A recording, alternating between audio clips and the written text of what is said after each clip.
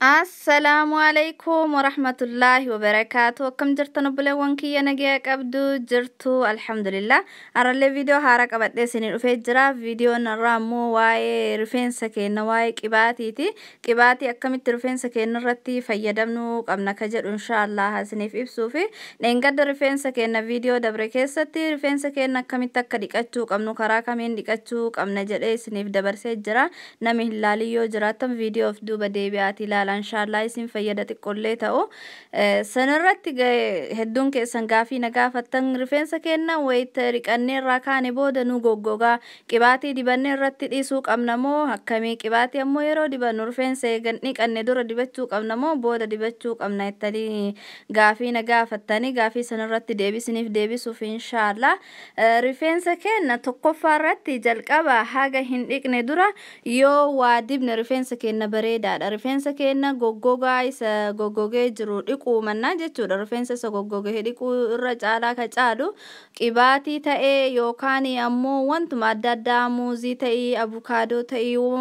mana kana keessaa qabnu bishaan roozaa ta'ii uuma xiqqollee ta'u tuffatu osoo hin taane rifeensa keenya akka inni moisturaayizii nu godhuu fi hoo dibanne rifeensa keenya bareedaadha. Rifeensa keenya akkuma inni jiru saniin isa gogaa yoo fuunee dhiqne bareedaan ta'u goggogee nu jalaa caccaba.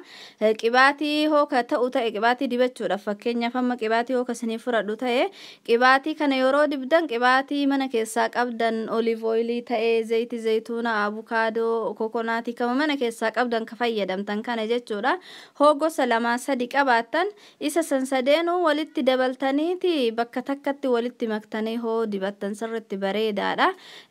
Qibaatii isanii hoo rifeensa dibatan bareedaadha garuu qibaatiin hoo rifeensa hundaaf hin ta'u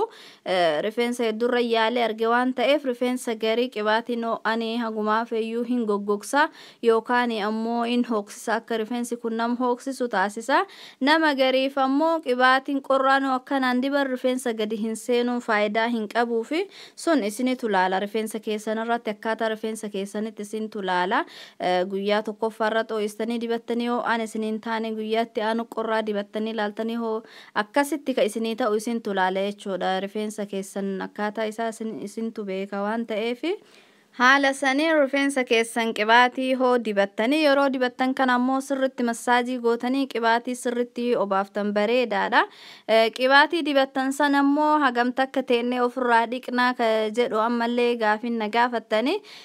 warra akkuma rifeensa keessan irratti hundaa'a. Rifeensa keenyaaf qibaatiin haguma fedhillee yoo irra taa'ee faayidaa godheef malee miidhaa hin qabuu fi kanaaf ani filatamaadha ka jedhu rifeensa keessan borufaa hoo ka dhiqachuu barbaadan ta'e arra kana qibaatii sirriitti obaaftaniiti akka rifeensi keessan qibaatii san isinii dhugee isinii fi rifeensi keessan qajeelatti qibaatiin sun gadi seenu hoo gootanii eegasii dhiqattan irra filatamaadha isiniin jedha. Garuu yoo yeroo hin arganne ganama faa dibattanii galgala ofirraa dhiqtan yookaan sa'aatii tokko lama sadi teettanii akkasitti ofirraa dhiqtan bareedaadha. Gaafin itti aanu ammas yeroo dhiqanne booda hoo akkam haa goonuu maal haa fayyadamnu namoonni gariin qibaatii dibatanii ofirra tursiisuun hin ta'u rifeensa hin balleessa ofirraa dhiqaa jedha gariin ammoo ofirra tursiisaa jedha akkam haa goonuu jettanii ammas gaafii na gaafattanii bakka kanatti akka seeraan biyya fakkeenyaaf faranjii kana yoo ka fudhannu ta'e qibaatii garagaraa kan binnu kanarratti qibaatii rifeensaa irratti seerri irratti katabamee jiru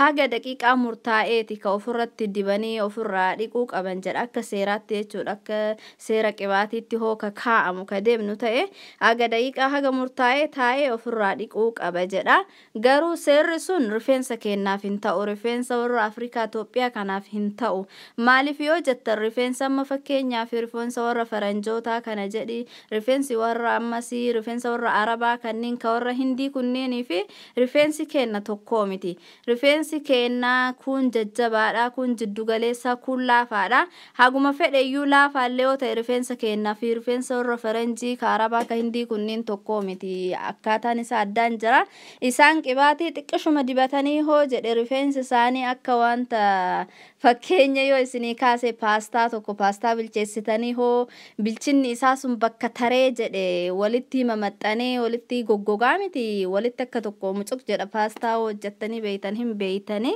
rifeensi warra faranjiilleen akkasuma qibaatiin xiqqishuu tokko tuqee jennaan duraanuu laafaa sooftiidha walitti mucuq jedhee walitti gadi maal isin man jedha akkaataan itti ibsiyyuu na dhibe walitti mammarata addaan hin bahu walitti mucuq jedha isiniif gala jedhee yaada. Kanaafi isaaniif hin ta'u isaan amma arabdoonni warri faranjii warri hindii kunniin qibaatii ofirra tursiisuuf isaaniif hin ta'u haga daqiiqaa murtaa'ee qofa dibataniiti faayidaa qibaatii sanarraa barbaadan rifeensi isaanii yoo argatee jedhe deemanii ofirraa dhiqanii hoo dhiqamee jedhe rifeensi isaanii duraanumayyuu sooftii laafaadha laafeetuma addaan jiga malee wanta badu hin qabu kenna kun ammoo akkasii miti qibaatii yoo nu itti goone rifeensi kenna hin laafa nuuf laafa garuu qibaatii sayyoo irraa dhiqnee jenne nu jalaa goggoga jechuudha faallaa isaaniiti ka isaanii yoo isaan qibaatiin dibin bareedee addaan yaafi kenna ammoo yoo qibaatii dibne nuuf laafa ka isaaniis yoo qibaatii diban walitti lallaafee walitti gadi jedha akka paastaa bilchaatee keessa ba'ee tareetti walitti gadi mamaxxana kenna ammoo yoo nutin qibaatii san dibne nuuf bareeda oo qibaatii san ittiin goone ammoo nu jalaa goggoga jechuudha garaagarummaan isaa kana seerri qibaatii irratti katabame kun isaaniif fayyada malee warra rifeensa luuccaa keessa ba'ee tare saniif fayyada malee seera warra rifeensa kennaa kanaaf hin fayyadu kanaaf qibaatii rifeensa keessaniif isiniif ta'u isin sirriitti rifeensa keessan haga inni dhugee quufutti dibdaniiti rifeensa keessan buqqeesaa goggogaa dibuu qabdan ammoo isa jiidhaa dibuu hin qabdan akka forforii isinitti ta'a akkasitti keessa isaa dibdanii sirriitti massaajii gootanii bakka 2-3tti ashamtanii rifeensa keessan hoo akkas gootan bareedaadha ammuma ofirraa dhiqtanii ammuma dibattanii qibaatii ammuma xiqqishuma teettanii ofirraa dhiquu seera jedhu sani anin hordofun ta'u fakkeenya yoo ka fudhannu ta'e nu biyyatti amma rifeensa kenna garaagarummaa biyya ambaa wayitee jirru biyya alaa jirru kanaaf rifeensa kenna ka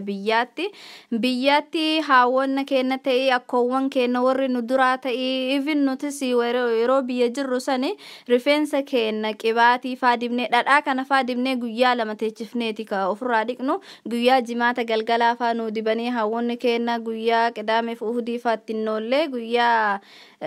isniina mana barumsaa deemna waan ta'eef guyyaa uhudii sanfaa akkasitti ofirraa dhiqna jechuudha ofirra bulchina wanta dafnee ofirraa dhiqnu hin qabu saniif jecha wanti rifeensi illee nurraa badee nurraa caccabellee hin qabu san caalaa nuuf bareedee rifeensi biyyatti bareedee dheeratee gurraacha'ee gadi jiga malee jechuudha akkasuma qibaatii illee biyyatti hoo dibannu yeroo rifeensa keenya dhiqannee geessinu rifeensa keenya irratti dibannee rifeensa keenyaaf illee gosa adda addaatiin rifeensa keenya dhahannee ashamannee bareechisannee deemna hoo rifeensa keenya ashamatu baanneeyyuu qibaatii haawwanni keenya nuuf diban warri biyyaa hundiyyuu hin beeyna akkasitti guyyaa hagam torbaan faa qibaatii dibannee rifeensa keenya irratti akkasitti dhahannee torbaan guutuu mana barumsaa deemnee yeroo torbaan ga'ee guyyaa boqonnaa guyyaa lamee sana ofirraa hiiknee rifeensa keenya irra deebinee dhiqna akkasuma rifeensi keenya illee gurraacha'ee bareedee nuuf dheerata malee wanta qibaatii nu torbaan tokko ofirra teechifnee fi nurraa bubuqqa'e tokkollee hin qabu biyya kanatti ammoo kanatu qibaatii kanatu kanaaf rifeensaaf bareedaa kana ofirraa dhiqanii dibatuu qabanii kana maal godhuu qabanii jedhanii seeruma faranjiif katabame jala deemnee rifeensi keenya kaan nosomatti goonuu bishaan iyyuu uumamuma bishaan biyya kanaallee soogidda qabaa rifeensa iyyuu nurratti ol ciree nurratti gadi guuree fixuuf ta'a akka seera biyya tanaa osoo hin taane rifeensa keenya akkuma seera aadaa keenyaa karratti guddanne irratti qabanne yoo kunuunfanne irra bareedaa natti fakkaata haala kanaan fayyadamaa isiniin jedhan inshallah qibaatii rifeensaa bareedaa isa kamtu ka jawarri jettaniif ammoo akka rifeensa keessan irratti hundaa'a qibaatiin anaaf bareedaa ta'e itti fayyadame isiniif bareedaa ta'uu mala ka isiniif bareedaa anaaf bareedaa ta'uu mala rifeensi keessanii gosa kam akka ta'e beekuu qabdan haala saniin qibaatii isiniif ta'ullee beeytan jechuudha qibaatii tokko yoo bittanii jettan haga 7-2-3 isuma fayyadamaati bu'aa inni qabu laalaadha jechuudha kanallee irra dibdanii kaanis gosa kaan bor dibdanii kaanis iftaaf fidani akkasi faayidaa isaa addaan hin beeytanii kam akkasni ta'ullee hin beeytanii inshallah viidiyoon narraa kana fakkaata akka xiqqoo tokkollee ta'u isin fayyadu abdii qaba yoo jaallattan like share comment subscribe gochuu hin dagatina like tu ixammalee hin bahina isiniin jedha haga viidiyoo biraatiin wal agarratti yaada keessanas jalatti naa barreessa inshallah arraaf assalamu alaykum wa rahmatullahi wa barakatuh